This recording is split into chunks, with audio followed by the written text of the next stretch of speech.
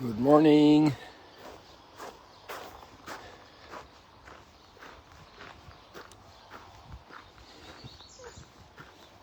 There's a slight little drizzle happening, but I have my umbrella if it gets heavier, and we can take cover. Yesterday we had a very special visitor, a pilgrim from France, who walked here from southwest France, from the city of Toulouse. An interesting story, some of the details of his time walking alone in solitude. He's a priest, and he's always with people. As the rector of the Cathedral of Toulouse, I can only imagine the amount of encounters and meetings and responsibilities.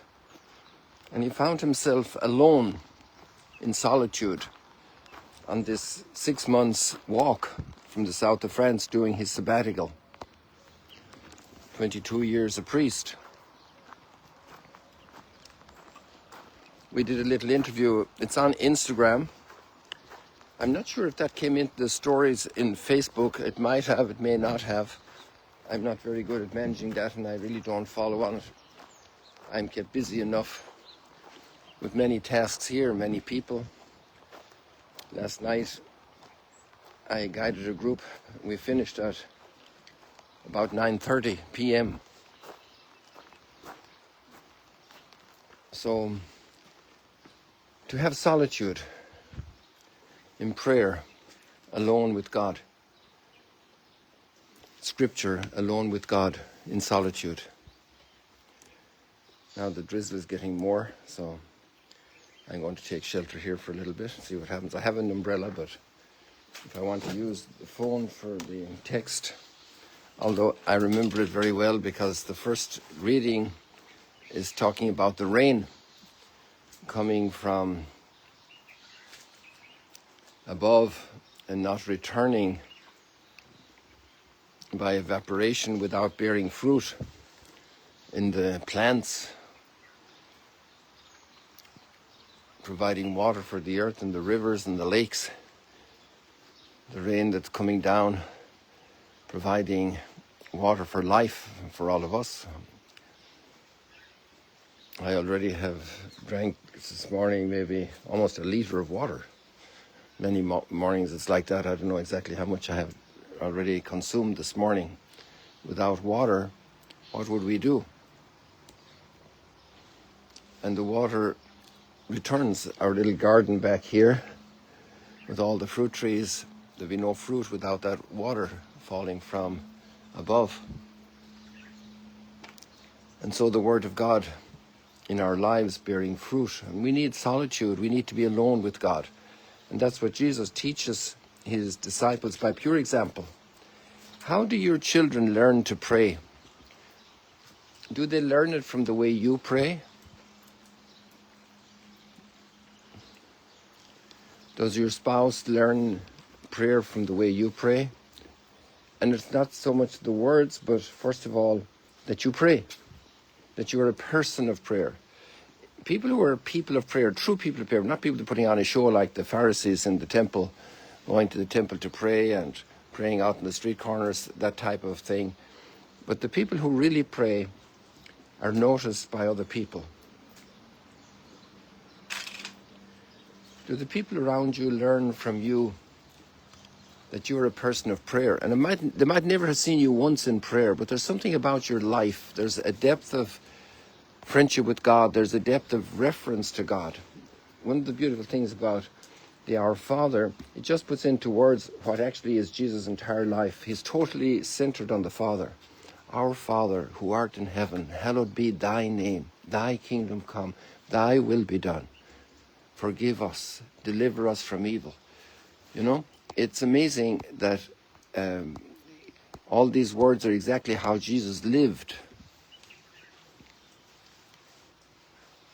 He wasn't in the temple every day. He was here in Galilee. He wasn't in Jerusalem in the temple. He was here at the lake. And then they were looking for him because so many people were looking for him. And the disciples thought, where is he? And they found him alone in prayer. He wasn't baking, he wasn't trucking, he wasn't fabricating, he was in union with the Father. What a great message. Can people tell that you're a person from the way you talk just in normal things, the way you comment about things, the way your heart is meek and humble, the way you don't make fun of others in a negative, bitter way? A little family joking with friends joking is another thing. But that doesn't show any lack of care and respect for every person.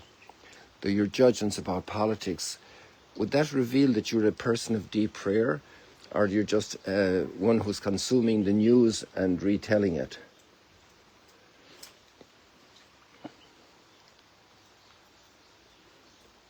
When we consume the news, if we take it into prayer, news of violence in different countries, new outbursts of violence, do we take it to prayer?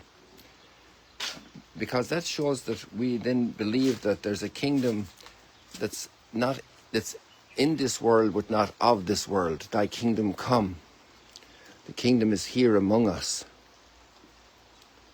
To show the world that there is a God doesn't first of all require that we talk, but that we are united with this God.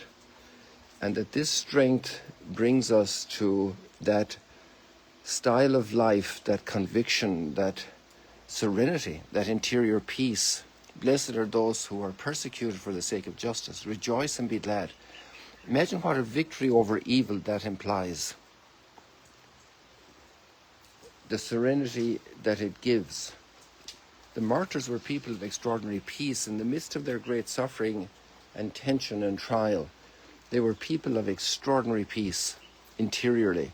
They were able to say, Father, forgive them. They do not know what they are doing.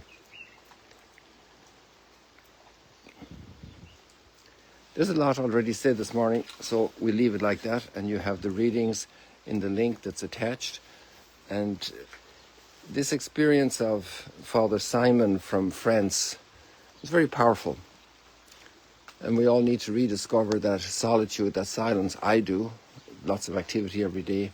To rediscover that solitude, that silence, that alone with God, to let him talk to my heart and overcome my passions. You know, we don't know what's going to happen tomorrow, so we have to be discerning God's will. We don't know when somebody will be taken from our lives through bereavement. We don't know when an illness will come. And actually that's a very great test of prayer, when we are taken by surprise into illness and into hospital. And the way we react to that, thy will be done, thy kingdom come. The access we have to the deepest levels of peace in the moments of most dramatic turmoil. That's prayer. That's being united with God. And there are people that do this marvelously because they're deeply united with God. It's not a show, it's not an act. It's just the way they are, the way they live, the way they're connected with the Heavenly Father.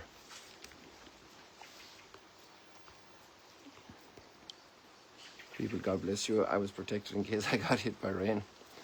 So here we are today. Pray for us, pray for our pilgrims. There are already a couple of groups booked for guiding today. And there are always surprises during the day. See you later, alligators.